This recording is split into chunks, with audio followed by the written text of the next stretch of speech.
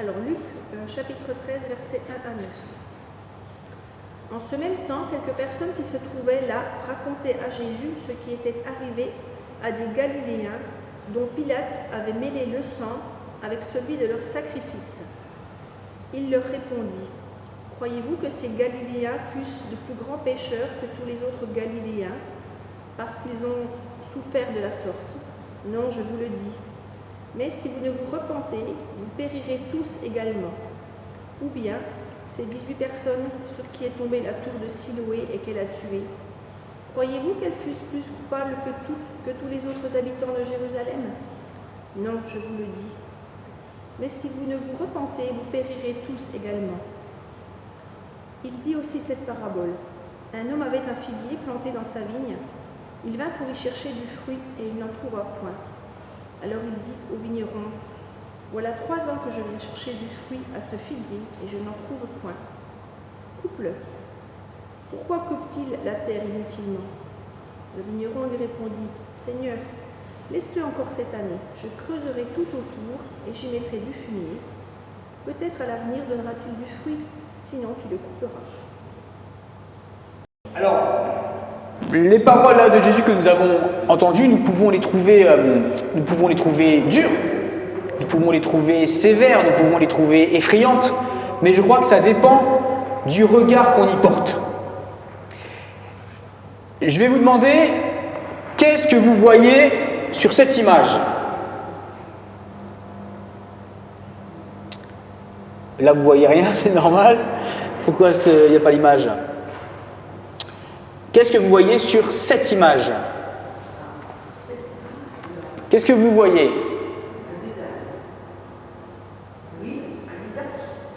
Il est où le visage? Il y a les cheveux noirs. Les cheveux noirs, ouais. Là, vous voyez qui? Un cil, ouais. Alors, vous voyez un visage qui regarde vers où? Non. Qui regarde vers où? Ouais. Vous voyez, si vous regardez bien, je ne sais pas ce que vous voyez, mais vous voyez une dame avec les cheveux noirs, c'est ça? Comment? Vous voyez tous une dame avec les cheveux noirs? Oui. Oui?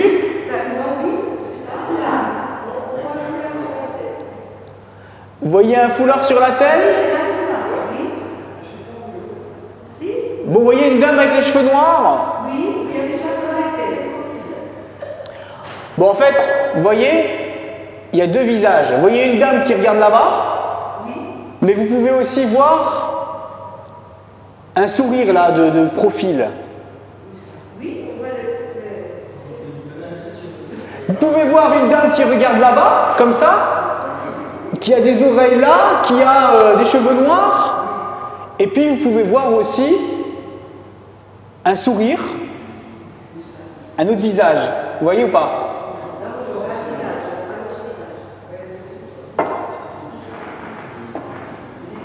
Là, vous voyez un sourire, des yeux, et là, vous voyez un autre visage d'une dame qui est de profil, où on voit son nez, où on voit ses yeux.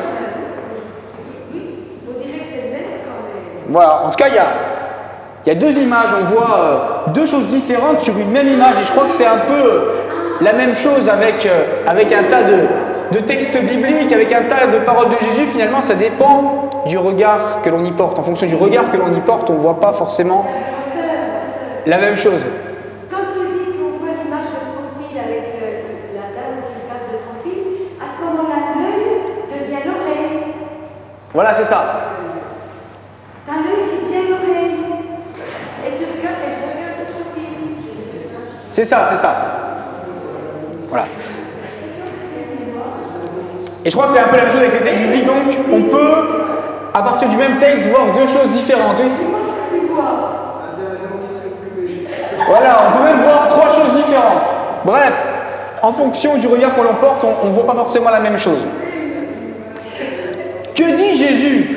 Que dit Jésus dans ce texte? Eh bien, on peut y voir effectivement une parole d'avertissement. Jésus avertit Israël, il lui dit, il compare Israël à un figuier qui est appelé à porter du fruit. Vous savez qu'Israël, en tant que peuple de l'Alliance, était censé porter du fruit, était censé manifester que Dieu existe, que Dieu est juste, que Dieu est bon, rendre un bon témoignage de Dieu à travers ses actes, à travers ses paroles, à travers sa vie. Et Jésus dit, si vous ne portez pas de fruits, eh ben, vous serez détruits. C'est ce que Jésus dit, c'est une forme d'avertissement. Et en avertissant ainsi Israël, Jésus dit des choses importantes à propos du regard que l'on porte sur la souffrance humaine. D'abord, il semble dire qu'il n'y a pas forcément de lien direct, qu'il faut être très prudent quand on veut faire des liens directs entre une souffrance humaine et un péché. Il dit, apparemment, il y a des gens qui viennent le voir et qui disent « Ah, regarde », qui sous-entendent du moins que les Galiléens qui ont été trucidés par Pilate, eh bien, le méritaient plus que d'autres. Et il devait dire, voilà, regarde les bêtises qu'ils ont dû faire pour s'en prendre ainsi plein la tête. Et Jésus dit, non, ils ne sont pas plus coupables, ils méritent pas plus ce qui leur est arrivé que d'autres. Et Jésus, d'ailleurs, par rapport à ce sujet, va même plus loin dans un autre passage de l'Évangile. Vous connaissez ce passage, quand des disciples viennent voir Jésus à propos d'un aveugle et qui lui demandent est-ce que lui ou ses parents ont péché pour qu'il soit aveugle. Eh bien, Jésus dit c'est ni à cause de ses péchés, ni à cause du péché de ses parents, mais c'est pour que les œuvres de Dieu soient manifestées en lui. Et par la suite, Jésus va guérir l'aveugle. Et le livre de Job invite aussi à la prudence et dénonce aussi la faculté qu'on a à lier une souffrance humaine à des péchés. Il dit attention à ne pas faire le lien entre une souffrance et quelque chose de mal qui aurait pu être fait. Pour autant, Jésus ne dit pas qu'il n'y a pas de lien entre les drames humains, entre la souffrance humaine et le péché. Puisque, bien qu'ils disent que les Galiléens victimes de Pilate et que les victimes de la chute de la tour de Siloé ne sont pas plus coupables que d'autres, il ne dit pas pour autant qu'ils sont innocents. Jésus, en cela, est tout à fait en continuité avec le tout début de la Bible, le livre de la Genèse, fait ce lien entre la souffrance humaine, la souffrance dans le monde, la souffrance dans la création et le péché et la responsabilité humaine. Et donc Jésus dit, ils ne sont pas plus coupables que d'autres, mais ils ne sont pas innocents pour autant. Et je voudrais qu'on s'arrête sur le mot culpabilité, le mot coupable. Coupable, littéralement, on devrait plutôt le traduire par débiteur, redevable, débiteur. On sait, beaucoup de personnes ont du mal aujourd'hui avec l'idée même d'existence de Dieu, parce que s'il y a un Dieu bon et qu'il existe, pourquoi tant de souffrance humaine? Mais le fait de voir les choses de cette manière, ça dit quelque part qu'on présuppose que Dieu est redevable et débiteur vis-à-vis de l'être humain. Qu'au fond, l'être humain mérite le bonheur, que l'être humain mérite la santé, que l'être humain mérite le confort. Or, Jésus prend tout à fait le contre-pied à une telle vision des choses. Il dit, c'est l'être humain qui est redevable de Dieu. C'est au fond...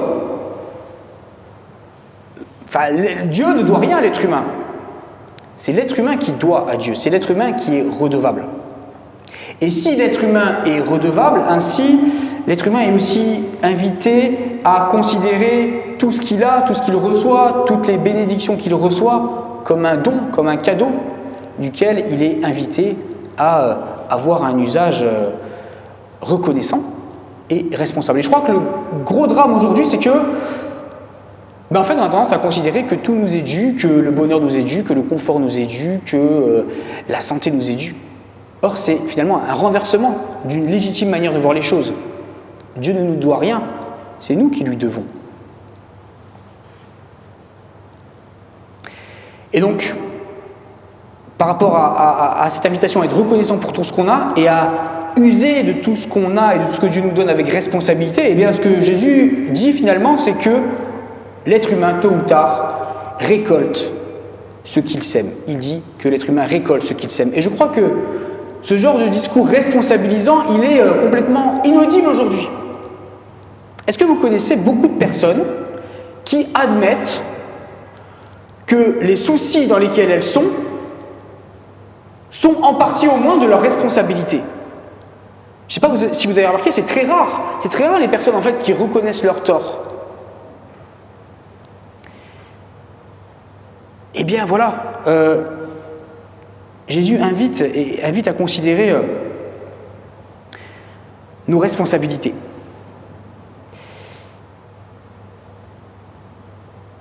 Et à ce sujet, le sujet de nos responsabilités, je crois qu'on est actuellement avec la campagne électorale avec un feu d'artifice de discours déresponsabilisants. Finalement, tous les candidats draguent leurs électeurs potentiels en disant que les problèmes, c'est les autres. Les problèmes du pays sont de la faute des autres.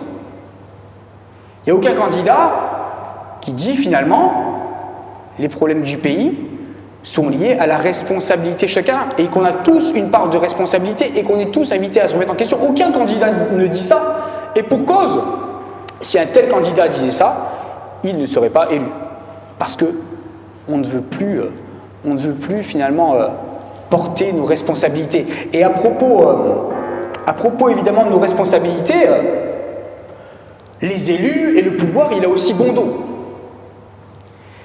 Vous avez remarqué que Jésus ne dit pas que le massacre des Galiléens, il est de la responsabilité du méchant Ponce Pilate. Il ne dit pas ça. Il ne dit pas que c'est la responsabilité du méchant Ponce Pilate, de la folie du méchant Ponce Pilate. Il dit que, au fond, ce drame humain, c'est le symptôme du fait que le mal habite en l'homme et que, au fond, on est tous, devant Dieu, en partie responsables du mal qui habite la création. Alors bien sûr, on peut considérer ces paroles de Jésus comme extrêmement décourageantes et culpabilisantes, mais on peut aussi les voir comme un encouragement.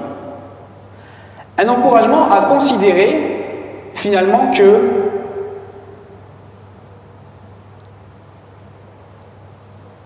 les choses sont entre nos mains.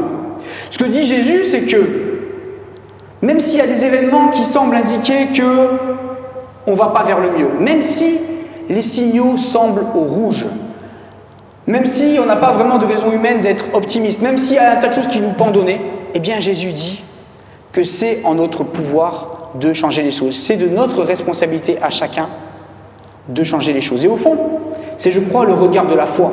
Le regard de la foi qui invite à considérer que si nous faisons notre part, si nous faisons ce qui nous est possible, eh bien Dieu fera l'impossible. Dieu s'occupera du reste. Il y a une publicité pour un yaourt, je ne sais pas si vous vous en souvenez, il y a quelques années, il y avait cette publicité pour un yaourt qui disait « Ce que vous faites à l'intérieur se voit à l'extérieur ». Vous aimez ce yaourt et vous avez suivi ces sages conseils publicitaires. Eh bien, c'est un peu ce que dit Jésus. Ce que l'on fait à l'intérieur se voit à l'extérieur. Vous savez, je crois qu'on passe beaucoup de temps à déplorer tout ce qui ne va pas, à critiquer tout ce qui ne va pas, à critiquer les dirigeants, et en France on est les champions, à dire que c'est la faute des autres, de telles minorités. Mais au fond, le Christ nous invite à regarder ce qui est de notre responsabilité. Le regard de la foi, c'est de considérer ce qui nous appartient, ce qui est notre part, et de faire confiance pour que Dieu fasse l'impossible, ce qui est au-delà de nos forces, au-delà de nos possibilités, au-delà de ce qui est humainement envisageable, quand tout paraît mal, quand tout paraît aller mal et que tout semble aller vers le pire. Et la foi, vous savez, la foi qui renverse les montagnes, la foi qui renverse les situations, c'est pas une foi énorme, c'est pas la foi comme un ballon de foot. La foi qui renverse les montagnes, comme le dit Jésus par ailleurs, c'est une foi qui est grande comment ? Qui est grande comme un grain de moutarde. Une toute petite foi. Une foi qui fait que là où on est, à notre niveau, avec nos forces, on va prendre nos responsabilités. On va faire ce que notre conscience nous demande de faire. On va se positionner. On va faire notre part. Le regard de la foi sur ces paroles de Jésus, sur ces avertissements, c'est, je crois, un regard d'espérance. Un regard d'espérance qui invite à faire sa part, dans l'assurance que Dieu peut faire l'impossible si nous faisons notre part. Non, chers amis, les malheurs du monde ne dépendent pas de quelques minorités. Les malheurs du monde, ce n'est pas la faute des autres. Les malheurs du monde, ce n'est pas le gouvernement. Les malheurs du monde, ce n'est pas la folie de quelques éberlués à droite à gauche. Les malheurs du monde, c'est notre responsabilité, c'est notre rôle à chacun, c'est toutes les petites choses que nous pouvons faire pour inverser le cours des choses, sachant que Dieu s'occupera de réaliser l'impossible. Amen.